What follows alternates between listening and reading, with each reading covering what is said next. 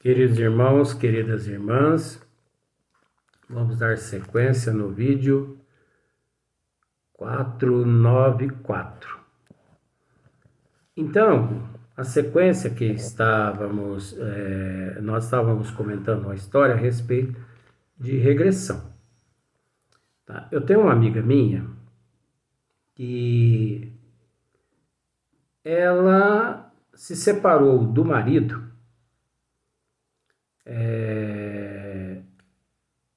justamente por causa dessa tal de regressão.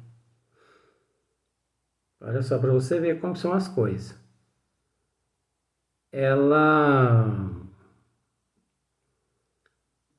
passando assim por um momento assim de muita conturbação, é uma amiga minha que mora aí em Campinas. E ela passando por um período assim de muita perturbação, e uma amiga dela aconselha ela a recorrer a esse método alternativo da regressão, para ela descobrir o porquê que ela estava passando por toda aquela perturbação. E ela teve a infelicidade de ir parar numa casa pseudo-espírita, em vez dela procurar realmente assim um fisioterapeuta, uma coisa assim, uma pessoa da área. Ela foi parar numa casa pseudo-espírita. E chegou lá, eles, numa falsa regressão lá, eles levaram ao conhecimento dela de que o inferno na vida dela estava sendo causado justamente porque a própria filha dela, olha só para vocês verem se isso é coisa que se faz. Disseram a ela assim: olha, observe que depois que a tua filha nasceu, o inferno na tua casa começou. Isso aí tudo são técnicas. São técnicas que imanta a pessoa de uma tal forma que ela não raciocina, fala, e é verdade. Aí disseram a ela assim: olha, no trabalho aqui de regressão, deu que essa sua filha, ela foi esposa do teu marido em vidas passadas, na vida passada.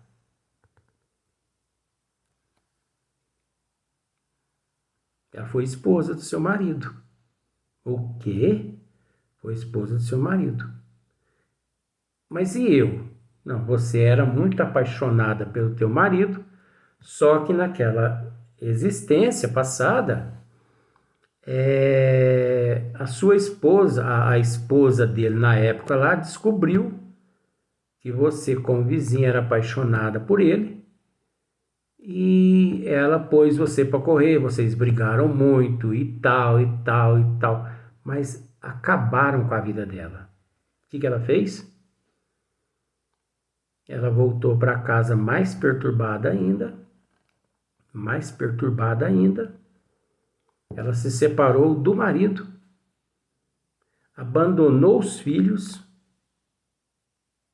e desapareceu no mundo. Só que esse desaparecimento dela durou pouco. Por que durou pouco? Porque depois de uma semana, eles encontraram o corpo físico dela. E através das autópsias, eles descobriram que ela havia se suicidado. Tem cabimento uma coisa dessa? Agora, imagine só, você responsável por um trabalho desse, você leva ao conhecimento da pessoa uma história dessa, você viu só a importância do véu do esquecimento do passado? Mas essa história aí procedia realmente aquela filha tinha sido esposa, tinha sido mulher do marido dela na atualidade, na vida passada. Tinha sido nada, gente. Isso aí é casa espírita, mantida por obsessor, mantida pelas trevas. Sabe, são casas espíritas que não estão preocupados com a responsabilidade, com a mudança e com a transformação da moral e do caráter das pessoas. Eles querem mostrar algo inexistente. Então, veja bem o que você aconteceu. Ela se separou do marido, abandonou a família e depois de uma semana, 10 dias mais ou menos, encontraram o corpo dela, porque ela se suicidou. Graças à orientação que ela recebeu. Mas como ficaram sabendo? Porque ela contou para uma amiga dela. E a amiga, depois que ela desapareceu, a amiga contou para a família. Falou assim, ela me procurou e me contou essa história. Que ela foi numa casa espírita, olha só para você ver a bagunça, a desinformação. Foi numa casa espírita e lá eles disseram isso. E ela não ia viver ao lado daquele homem, ao lado daquela filha, sabendo que aquela filha foi a esposa daquele homem, daquele marido dela na atualidade agora em vidas passadas. Isso é orientação, gente? Pelo amor de Deus. Então, por isso, o véu do esquecimento passado. Então, se existe o véu do esquecimento passado, para que ficar se preocupando com regressão? Para que regressão? Se a pessoa tem que se resignar. A pessoa tem que agir com humildade. Com paciência, com tolerância. Não, tem certos que, né? Então, olha só para você ver. Entretanto, não há que tirar daí uma regra absoluta. As tendências instintivas constituem indício mais seguro, visto que as provas por que passa o espírito o são, tanto pelo que respeita ao passado, quanto pelo que toca ao futuro. A questão 493, melhor 393 e 394. Agora eu vou repetir novamente a resposta. Muito a miúde é isso, possível, pois que cada um é punido naquilo por onde pecou. É a lei de causa e efeito, de ação e reação, as sequelas, a cegueira, surdez, aqui a mudez, né? A miopia, as deficiências físicas, né? Do ato que cometeu, o nanismo, o problema de pancreatite, o problema de fígado, né? A cirrose, vários tipos de câncer, vários tipos de transtornos neurológicos, que envolvem psiquiatras, que envolvem psicólogos, não é verdade? Vários tipos de doença física, certas patologias, como fibromialgia, osteoporose, artrite, artrose, né? E outras enfermidades, problemas vasculares, problemas de coração, problemas de pulmões, problemas na coluna vertebral. Então, tudo reflete no corpo físico. Então, a pessoa não descobre quem ele foi em vidas passadas porque ele não quer. Porque ele não quer. Ele não se interessa. Ele pensa, alguns pensam que o processo é fácil. Da mesma forma como se uma fada lhe aparecesse com a varinha de coldão e batesse-lhe em sua cabeça. Plim! E a resposta já aparecesse ali à frente dele. Não. A pessoa precisa batalhar. A pessoa precisa lutar, a pessoa precisa estudar a sua personalidade.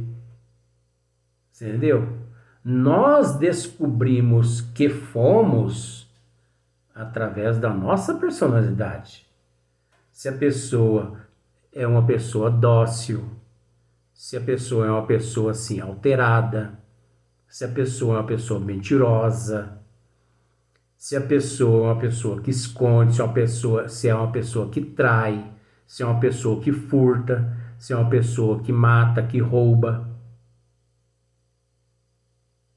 Isso tudo faz parte da personalidade, são vícios que a pessoa, com o decorrer do processo evolutivo e das existências e das existências passadas, a pessoa vai se contaminando. Vai se contaminando, vai se contaminando. Como, por exemplo, a pessoa observa para você ver. A contaminação se dá da mesma forma. Tem pessoas que se contentam, né, com uma colher de mel. Mas tem pessoas que é 2, 3, 4, 5 colheres de mel. E uma colher de mel tem o mesmo gosto de 5 colheres. E 5 colheres tem o mesmo gosto de uma colher. Então, se você toma uma colher de mel, você não precisa tomar a segunda, nem a terceira. Porque a segunda e a terceira têm o mesmo gosto. A única diferença é que 3, 4, 5, 6, 10 colheres de mel pode te intoxicar. Pode te causar um transtorno no intestino. Não é verdade? Isso é intoxicar. Observa para você ver. As pessoas gulosas, né? Se a pessoa fizesse ali um lanchinho, né? E comesse ali um lanchinho light, um lanchinho, um suquinho light, né? Tudo bem. Mas acontece que a pessoa, ele pede aquele sanduíche X tudo. É maior que ele se deixar. O X tudo hoje vai ter uns 20 centímetros de altura. E ele ainda toma um refrigerante de 2 litros. Eu estou falando, gente, por experiência própria minha. Porque uma vez, eu não tenho vergonha de contar isso não. Oxe, eu vergonha de contar essas coisas? Uma vez, eu estava realizando algo e eram as 2 horas da madrugada em casa. E eu pensei comigo assim, isso faz muitos anos, eu pensei comigo assim, falei assim, eu tô com fome, eu vou pedir um sanduíche. E pedi um X tudo. E uma refrigerante, que eu não vou falar o nome de refrigerante, porque eu não ganho nada com isso, né? Causando propaganda de certos nomes. E e pedi um refrigerante 2 litros. Gente, não é que eu comi aquele X tudo e tomei aqueles 2 litros de refrigerante? E tinha tanto bacon nesse sanduíche que foi a noite inteira. Eu vendo, tem muitas pessoas que vê carneirinho passando, né? Não, eu via suíno passando na minha frente. Bacon, né? Suíno. Eu via suíno. Eu via galinha passando que tinha ovos no meio. Eu via tomate. Eu via alface. Eu via bacon, hambúrguer. Eu via tudo quanto é coisa. E eu via garrafa de refrigerante passando na minha frente. Não dormi o resto da noite. E de manhã, a hora que eu levantei, minha barriga desandou. Tive que passar o resto do dia no pronto-socorro. Naquela época era pronto-socorro, não era UPA. Tive que passar o resto do dia tomando medicamento. Imprudência, né? Para você ver. Então, naquilo por onde pecou. Entretanto, não há que tirar daí uma regra absoluta, né? Não há que tirar daí uma regra absoluta, porque o processo é relativo e é complexo. As tendências instintivas, as tendências, né? E quem é que não tem tendências? E principalmente instintivas, constitui indício mais seguro, visto que as provas por que passa o espírito o são, tanto pelo que respeita ao passado, quanto pelo que toca ao futuro. Tanto ao passado quanto ao futuro, uma vez que você encontra-se no presente. E o mais interessante é que Allan Kardec, ele agora aqui, ele faz um resumo, e ele diz aqui assim, no resumo, olha só para você ver. Chegado ao termo que a providência lhe assinou a vida na erraticidade, o espírito escolhe as provas a que deseja submeter-se para apressar o seu adiantamento. Agora, isso aqui é relativo. Por que é relativo?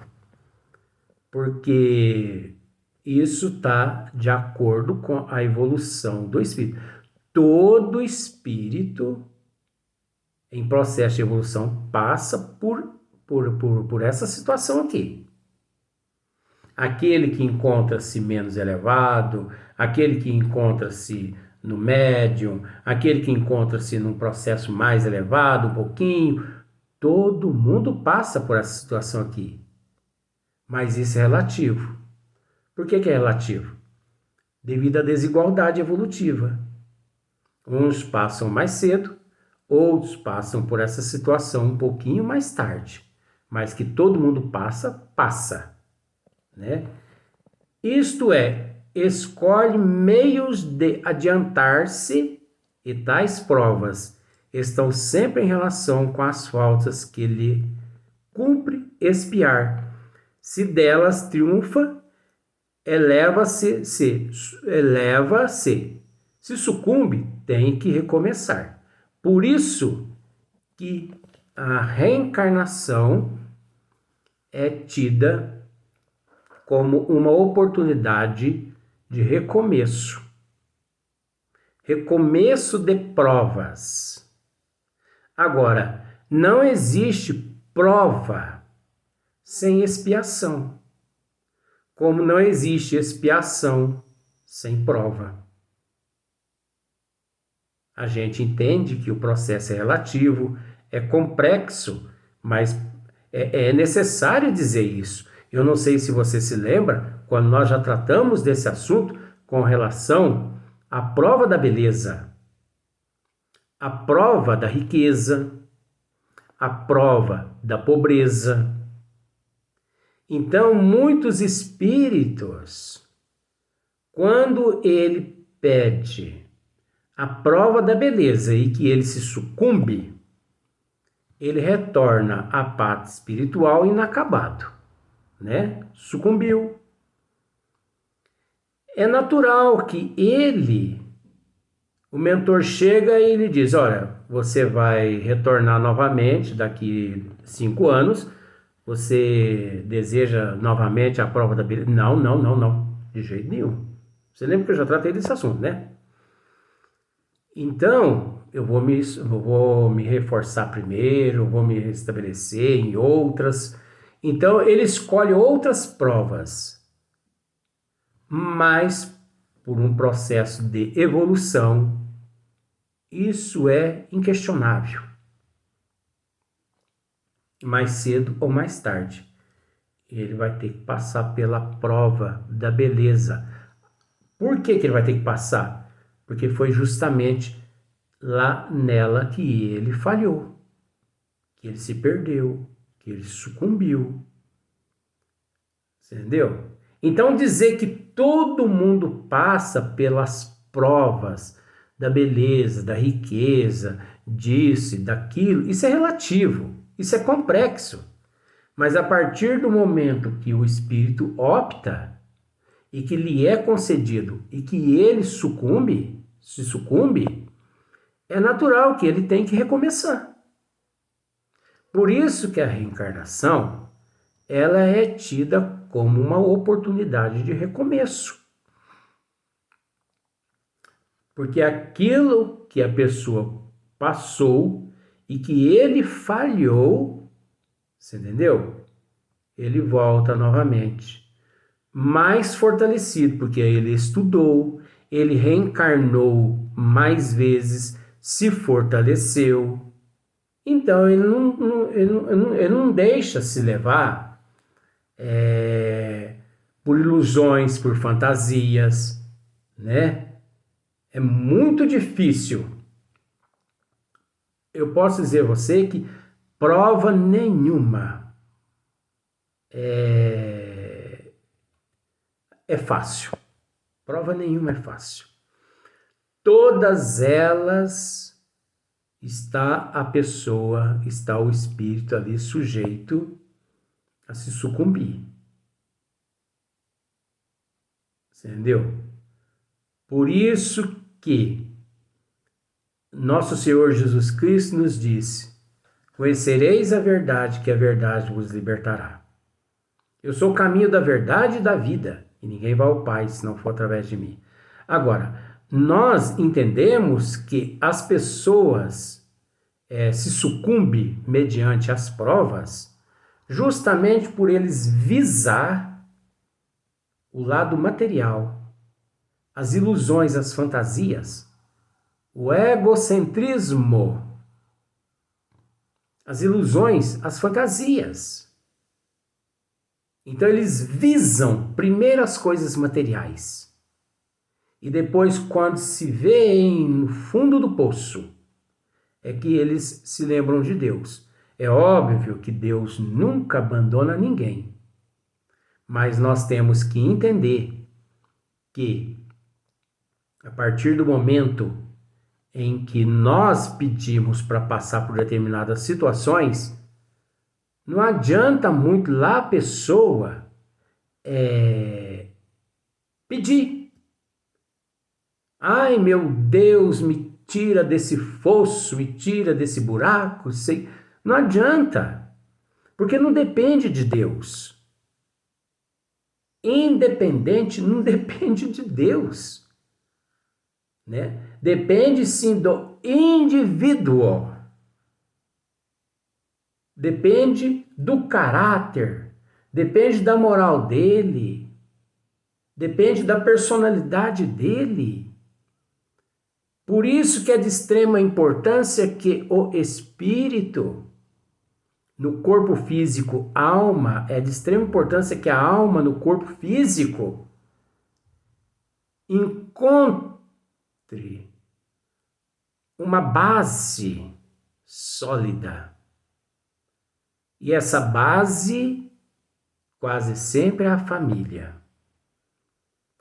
Mas essa família que esteja assessorada e amparada pela luz da doutrina dos espíritos. Caso contrário, outra ciência, entendeu?